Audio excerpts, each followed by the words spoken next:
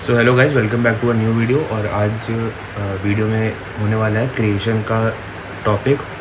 तो क्रिएशन के लिए सबसे पहले हम लोग एक फ़ोल्डर बना लेते हैं क्रिएशन का। क्रिएशन नाम से फ़ोल्डर बना लेते हैं और उसके बाद मैं पूरा प्रोसेस आप लोग को डेव C++ में बताने वाला हूँ। नई फाइल बना लेते हैं। सबसे पहले प्रोग्रामिंग हम लोग शुरू करते हैं। जैसे नॉर्मल सी का सिंटेक्स होता है, हेडर फाइल्स को इंक्लूड करना। तो सबसे पहले तो हम लोग हेडर फाइल सारी इंक्लूड कर लेते हैं। stdio.h जिसमें बेसिक printf और scanf होता है, और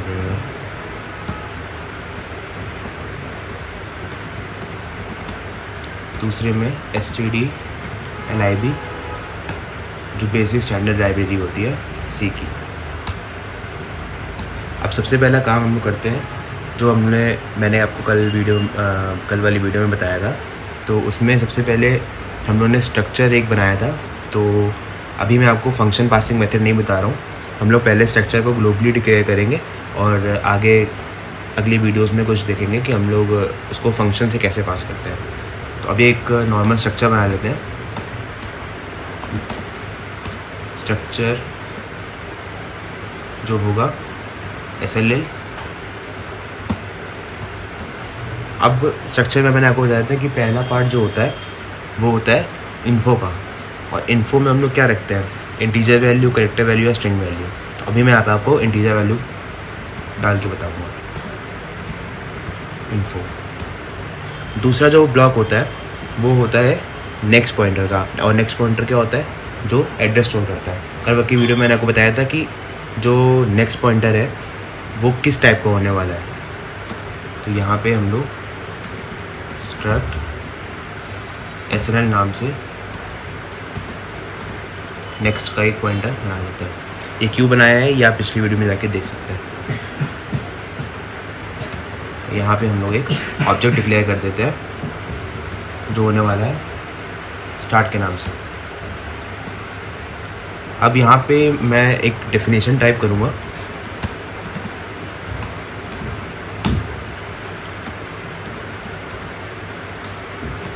स्ट्रक्ट SLL नोड। ये मैंने आपको बताया था कि बहुत ज़्यादा बड़ा हो जाएगा अगर हम लोग बार बार स्ट्रक्ट SLL लिखेंगे। तो हम लोग ने स्ट्रक्ट SLL को नोड डिफाइन कर दिया है। मतलब पूरे प्रोग्राम में हम लोग को बार बार स्ट्रक्ट SLL नहीं लिखना पड़ेगा, सिर्फ नोड लिख के भी काम चल जाएगा। तो हम लोग यहाँ पे मेन फंक्शन बना लेते हैं।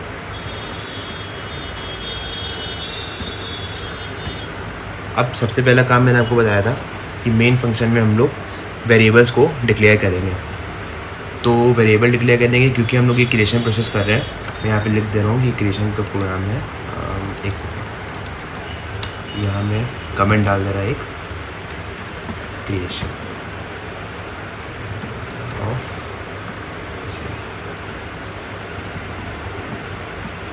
तो सबसे पहले हम लोग वेरिएबल डिक्लेयर करते हैं। वेरिएबल डिक्लेयर सबसे पहले एक होगा क्रिएट नाम का। क्रिएट नाम का क्यों होगा, क्योंकि हम लोग नया नोड बना रहे हैं और नया नोड बनाते समय हम लोग को हर बार जब भी कोई नोड बनेगा एक यूनिक नेम हम लोग को पहले लेना पड़ेगा, यूनिक वेरिएबल लेना पड़ेगा ताकि हम उसमें मेमोरी अलॉट करा सकें। तो हम लोग यहाँ पे नोड नाम से नोड स्टार एस्ट्रिक क्रिएट। तो हम लोग ने एक नोड नाम का, नोड क्या था, यही टाइप डेफिनेशन स्ट्रक्ट SLL, इसीलिए हम लोग ने नोड लिया है यहाँ पे और स्ट्रक्ट SLL नहीं लिया है क्योंकि हम लोग ने ऑलरेडी स्ट्रक्ट SLL को नोड डिक्लेयर करा दिया। तो नोड स्टार क्रिएट। अब क्या करेंगे, क्रिएट को हम लोग डायनामिक मेमोरी अलॉट करेंगे। तो क्रिएट इक्वल्स टू जो मैंने आपको कल मेलॉक फंक्शन बताया था वही प्रोसेस है। यहाँ पे भी क्या लिखना है, नोड। यहाँ पे हम लोगों ने कल स्ट्रक्ट SLL लिखा था, लेकिन यहाँ पे डेफिनेशन जब टाइप हो गई है तो वो नोड ही आएगा। नोड और स्ट्रक्ट SLL एक ही चीज़ है, कंफ्यूज ना होइएगा। Node star asterisk malloc size of node.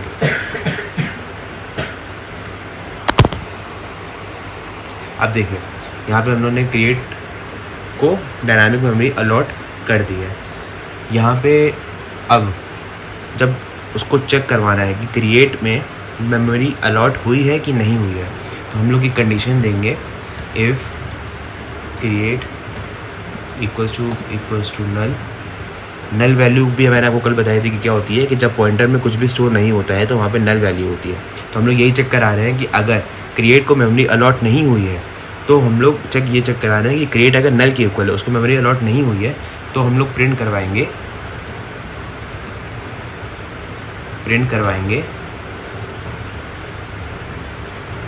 Memory not available. अगर मेमोरी अलॉट नहीं हुई है तो ये मैसेज आएगा। अब अगर मेमोरी अलॉट हो गई है तो एल्स में क्या करेंगे, एल्स में हम लोग यहाँ पे क्रिएट एरो मैंने आपको बताया था कि पॉइंटर को स्ट्रक्चर एलिमेंट्स जो होते हैं उसको एक्सेस करने के लिए होता है, जो हम लोग ऑब्जेक्ट बनाते हैं। तो क्रिएट एक नोड नाम का ऑब्जेक्ट है और उसको हम लोग स्ट्रक्ट का डेटा एक्सेस कराने के लिए एरो ऑपरेटर यूज़ करते हैं। क्रिएट इसके इन्फो में क्या डाल देंगे हम, आइटम। तो अब हम यहाँ पे इंट नाम से आइटम डिक्लेयर करा देंगे और फिर यूज़र से आइटम हम लोग स्कैन करवा लेंगे। पहले मैसेज टाइप कर देते हैं, enter the value of the node, फिर स्कैन करवा लेंगे %d क्यों यूज़ हो रहा है, क्योंकि इंटीजर वैल्यू है, %d %, आइटम। अब आइटम में जो यूज़र वैल्यू देगा वो आइटम में स्टोर हो जाएगा। फिर क्रिएट के इन्फो पार्ट में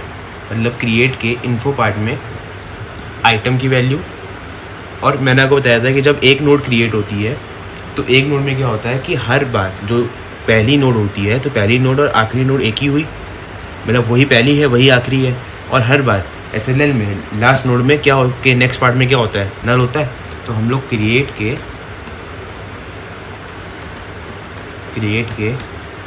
नेक्स्ट पार्ट में नल स्टोर कर देंगे और यहाँ पे मैसेज कर देंगे नोड क्रिएटेड सक्सेसफुली। ठीक है, यहाँ पे उन्होंने मैसेज कर दिया है कि अब नोड हमारी बन के रेडी हो चुकी है। अब मैं जल्दी से यहाँ पे एक प्रिंट का फंक्शन बना लेता हूँ ताकि आप लोग को दिखा सकूँ कि नोड हमारी बन चुकी है। अभी प्रिंट का फंक्शन हम लोग डिस्प्ले का जो फंक्शन होगा वो हम लोग आगे पढ़ेंगे, तो अभी इसमें इतना आप दिमाग ना लगाइए। अब देखिए यहाँ पे मैंने डिस्प्ले वाला फंक्शन बना लिया है, लेकिन एक चीज़ अभी भी रह गई है।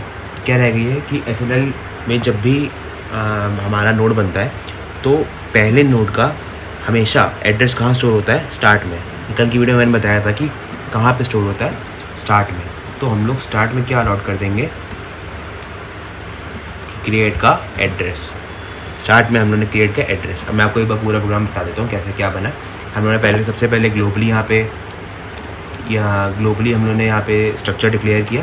स्ट्रक्चर के अंदर फिर हम लोगों ने आइटम डाला। आइटम मतलब कि इन्फो जो हम लोग ने यूज़र से इनपुट कराई है बाद में। और यहाँ पे नेक्स्ट पॉइंटर क्या करेगा, दूसरी नोड का एड्रेस स्टोर करेगा। और स्टार्ट एक जो ऑब्जेक्ट है वो ऑब्जेक्ट डिक्लेयर करवाया है। दूसरे में फिर हम लोग ने स्ट्रक्ट SLL को नोड नाम से लिया है। क्यों लिया है, क्योंकि बहुत ज़्यादा बड़े प्रोग्राम्स हो जाएंगे अगर हम लोग बार बार स्ट्रक्ट SLL लिखेंगे, तो कोड को कम्पैक्ट करने के लिए हम लोग ने नोड लिया है। फिर यहाँ पे नोड नाम से मतलब स्ट्रक्चर का एक ऑब्जेक्ट फिर क्रिएट किया है और वो उसका नाम क्या रखा है, क्रिएट। क्यों ये नाम रखा है, क्योंकि हम लोग एक ऑब्जेक्ट नोड को क्रिएट कर रहे हैं। फिर आइटम इनपुट करवाया है। यहाँ पे वैल्यू हम लोगों ने यूज़र से मांगी है कि आपको नोड में क्या वैल्यू रखनी है। और क्रिएट में हम लोगों ने फिर डायनामिकली मेमोरी अलॉट करवाई है। उसके बाद चेक करवाया है कि क्रिएट में नल है या नहीं है। अगर है तो मतलब मेमोरी अलॉट नहीं हुई है, और अगर नहीं है तो मतलब मेमोरी अलॉट हो चुकी है। और उसके बाद हम लोगों ने क्रिएट के इन्फो में आइटम, क्रिएट के नेक्स्ट में नल, ये सब मैं आपको कल बता चुका हूँ। स्टार्ट में क्रिएट, और उसके बाद नोड हम लोग की सक्सेसफुली बन चुकी है। मैं आपको एक बार ये प्रोग्राम चला के दिखा देता हूँ। तो वैल्यू यहाँ पे देना 12, नोड क्रिएटेड सक्सेसफुली, और यहाँ पे हमारा आ गया है 12, मतलब हमारा पहला नोड जो क्रिएट हो चुका है। बिल्कुल सही।